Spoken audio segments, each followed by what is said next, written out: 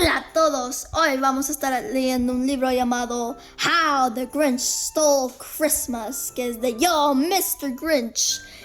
Y si no se suscriben, porque deberían de hacerlo, voy a robar su Navidad.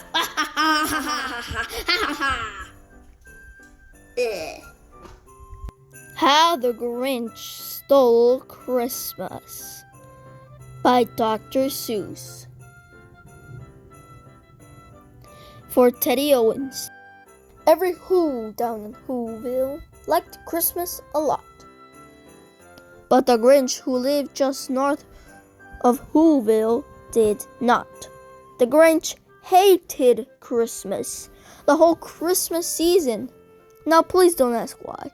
No one quite knows the reason. It could be that his head wasn't screwed on right. It could be perhaps that his shoes were too tight. But I think the most likely reason of all may have been that his heart was 2 sizes too small. But whatever the reason, his heart or his shoes, he stood there on Christmas Eve, hating the Whos, staring down from his cave with a sore, grinchy frown, for he knew every Who down in Whoville beneath was busy now, hanging a mistletoe wreath. And they're hanging their stockings, he snarled with a sneer. Tomorrow is Christmas. It's practically here. Then he growled with his grinchy fingers, nervously drumming.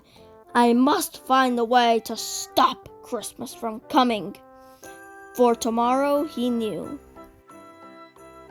All the Who girls and boys would wake bright and early. They'd rush for their toys. And then, oh the noise,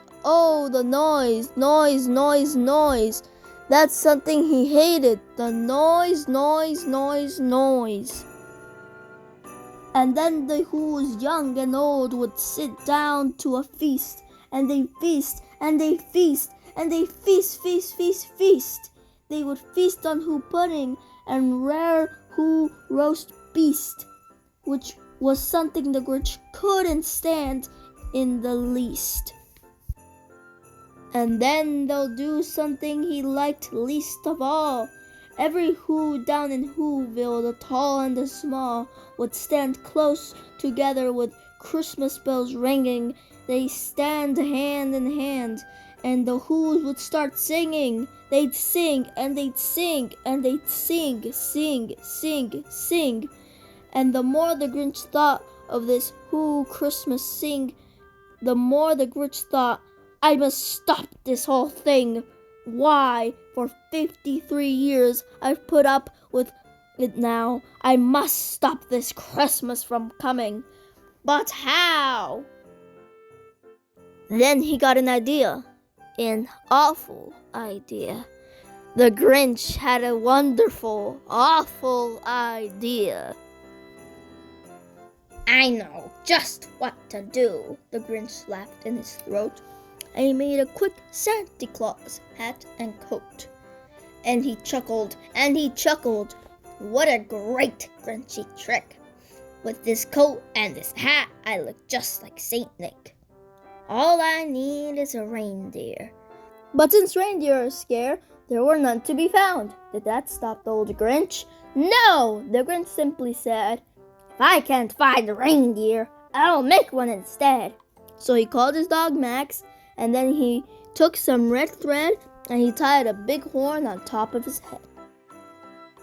Then he loaded some bags and some old empty sacks on a ramshackle sleigh, and he hitched up old Max. And then the Grinch said, giddy up! And the sleigh started down toward the homes where the Whos lay a snooze in their town. All their windows were dark. Quiet snow filled the air. All the Whos were all dreaming sweet dreams without a care.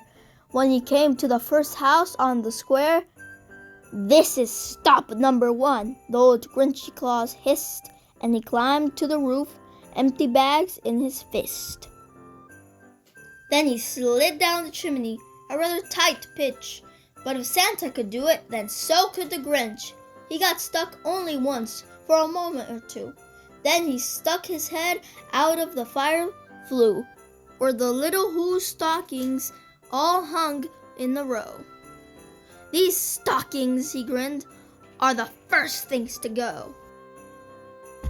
Then he slithered and slunk, with a smile most unpleasant around the whole room, and he took every present, pop guns and bicycles, roller skates, drums, checkerboards, tricycles, popcorn and plums, and he stuffed them in bags. Then the Grinch very nimbly stuffed all the bags one by one up the chimney. Then he snuck to the icebox. He took the Who's feast. He took the Who pudding. He took the roast beast. He cleaned out the icebox as quick as a flash. Why, that the Grinch even took their last can of Who hash. Then he stuffed all the food up the chimney with a glee. And now, grinned the Grinch, I will stuff up the tree. And the Grinch grabbed the tree, and he started to shove when he heard a small sound from like the coo of a dove. He turned around fast, and he saw a small Who. Little Cindy Lou Who was not more than 2. The Grinch had been caught by this tiny Who daughter, who had gotten out of bed for a cup of cold water. She stared at the Grinch and said, "Santa Claus, why?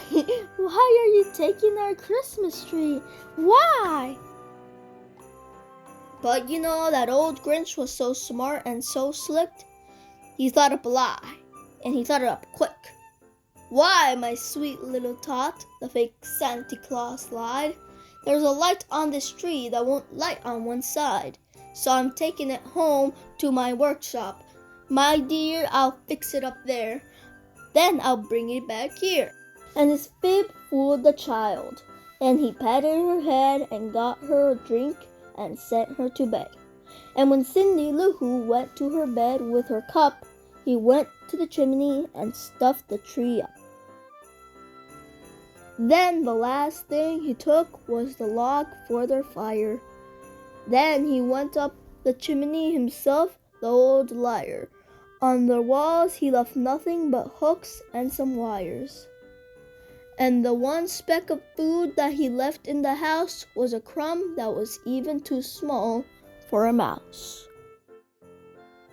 Then he did the same thing to the other Who's houses, leaving crumbs much too small for the other Who's mouses. It was 1:15. All the Who's still in bed, all the Who's still snooze.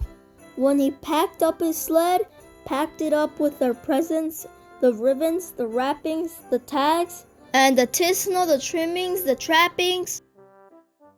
3,000 feet up the side of empty Crumpet, he rode with his load to Tip-Top to dump it. Pooh-pooh to the Who's. He was grinchiously humming. "They're finding out that no Christmas is coming. They're just waking up. I'll know just what they'll do. Their mouths will hang open a minute or two. Then the Who's down in Whoville will all cry, boo-hoo." "That's a noise," grinned the Grinch, "that I simply must hear." So he paused, and the Grinch put his hand to his ear. And he did hear a sound rising over the snow. It started low, then it started to grow. But the sound wasn't sad. Why, this sound sounded merry. It couldn't be so, but it was merry. Very. He started down at Whoville. The Grinch popped his eyes. Then he shook. What he saw was a shocking surprise. Every Who down in Whoville, the tall and the small, was singing without any presents at all. He hadn't stopped Christmas from coming. It came. Somehow or another, it came just the same.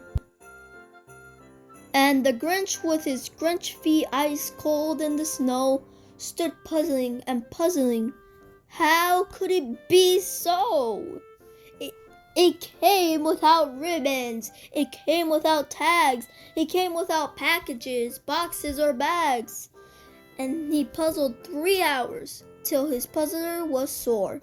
Then the Grinch thought of something he hadn't before. Maybe Christmas, he thought, doesn't come from a store.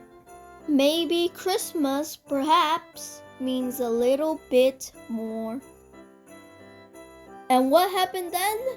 Well, in Whoville, they say that the Grinch's small heart grew 3 sizes that day.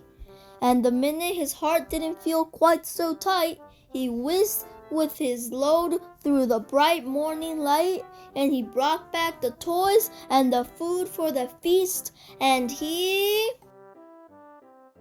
himself, the Grinch, carved the roast beast. The end. Subscribe for more videos. Goodbye.